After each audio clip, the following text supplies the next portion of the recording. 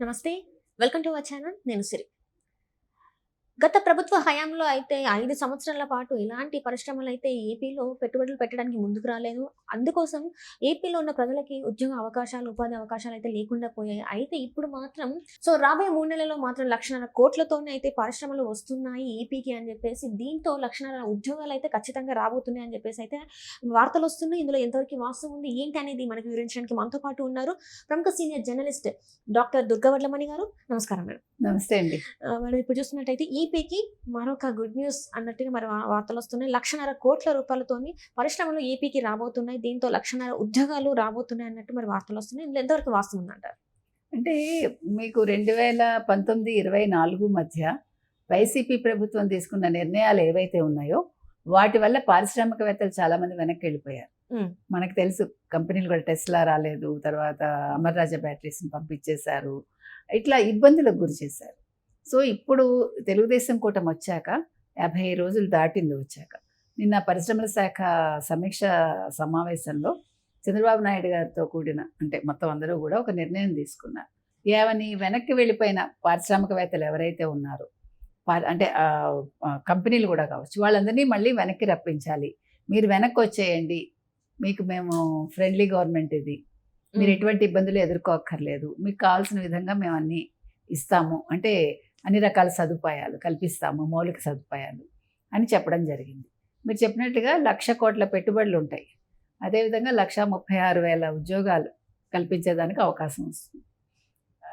మనం చూసుకుంటే కనుకైతే గత ప్రభుత్వం ఏం చేసిందంటే, మీకు ఇష్టమైతే రండి, లేకపోతే లేదు, మీరు రెడ్ కార్పెట్ పరిచయం, మాకు అవసరం లేదు అన్నట్టు బిహేవ్ చేశారు. కానీ 2014-19 మధ్యలో మనకి తెలిసి 64 ఈ పార్కులు అయితే ఇండస్ట్రియల్ పార్కులు వచ్చాయి. తర్వాత ఆ వివరాల్లో కనుక మనం ఒకసారి వెళ్ళామంటేనండి, అంటే ఏమేమి జరుగుతుంది, దీనివల్ల ఏంటి, ఇప్పుడు పెండింగ్ ప్రోత్సాహకాలు ఏవైతే ఉన్నాయో అవన్నీ కూడా చెల్లింపులు చేస్తామని ఇప్పుడు వీళ్ళు సానుకూలంగా స్పందించారు తెలుగుదేశం కూటమి.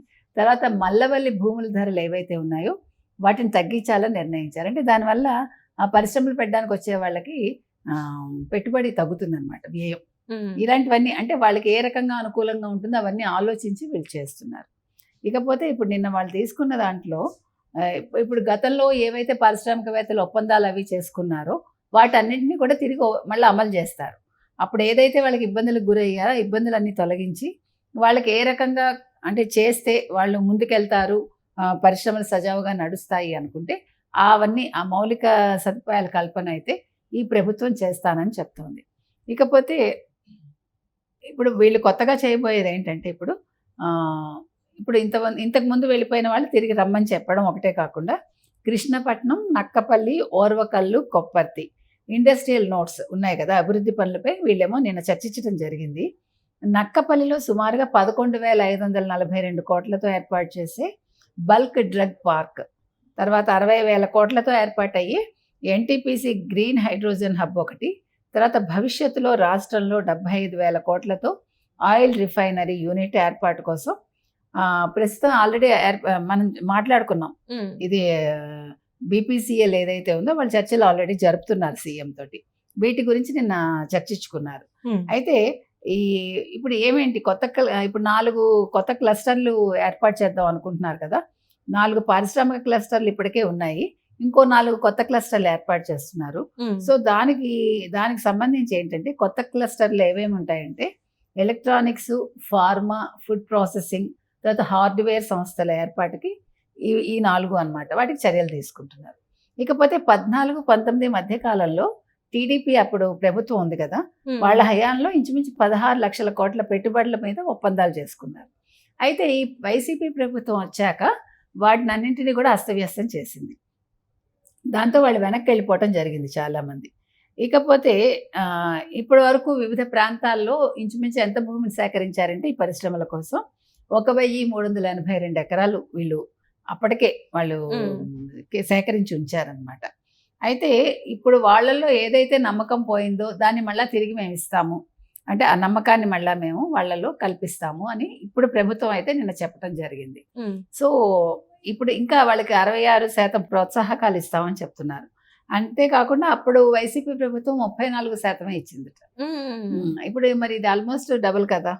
తర్వాత నిన్న చంద్రబాబు నాయుడు గారు మాట్లాడుతూ పారిశ్రామిక ప్రోత్సాహకాలు ఏవైతే ఇస్తామో వాటిని పరిశీలిస్తున్నామని, దానివల్ల ఏమవుతుందంటే పెట్టుబడులకు ఆస్కారం ఇంకా పెరుగుతుందని చెప్తున్నారు ఆయన.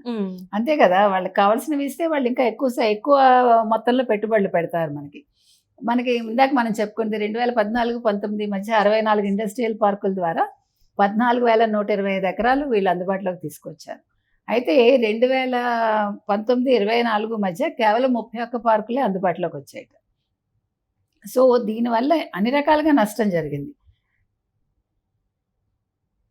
ఇప్పుడు మొత్తం మీద ఏదైనా కూడా వీళ్ళు అనేది ఏంటంటే 1,00,000 కోట్ల ఈ పెట్టుబడులకు సంబంధించిన ప్రాజెక్టులు మొదలైతే పూర్తి చేస్తే 1,36,260 మందికి ఉపాధి దొరుకుతుంది, అంటే ఉద్యోగాలు దొరుకుతాయి.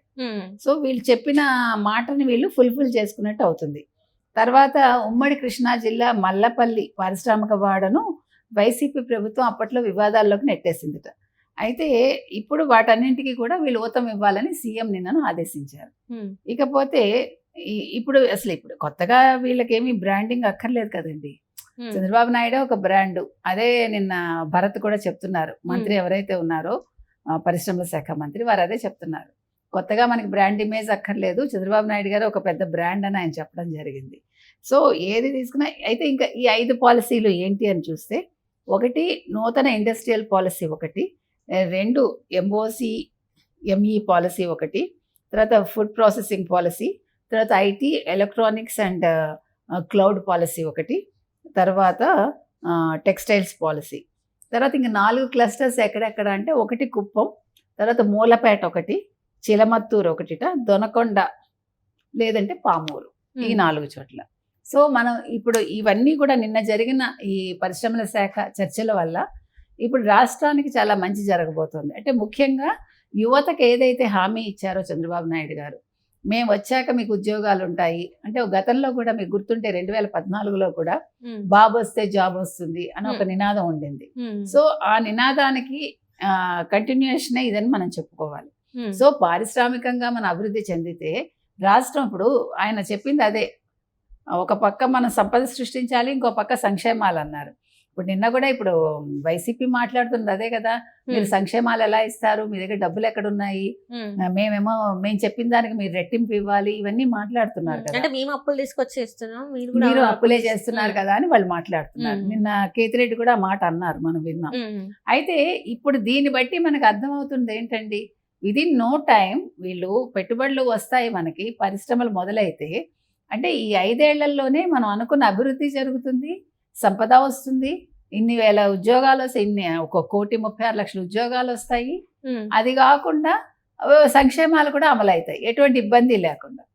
సో గతం అప్పులు పక్కన పెడితే, 14 లక్షల కోట్ల అప్పులు పక్కన పెడితే, ఈ రకంగా ఈ 5 ఏళ్లలో వీళ్ళు మాత్రం సజావుగా పరిపాలన చేయొచ్చు. అంటే ప్రజల మీద ఎటువంటి ఎక్స్ట్రా భారం పడకుండా ప్రభుత్వం పరిపాలన అయితే కొనసాగించవచ్చు. Right thank you so much.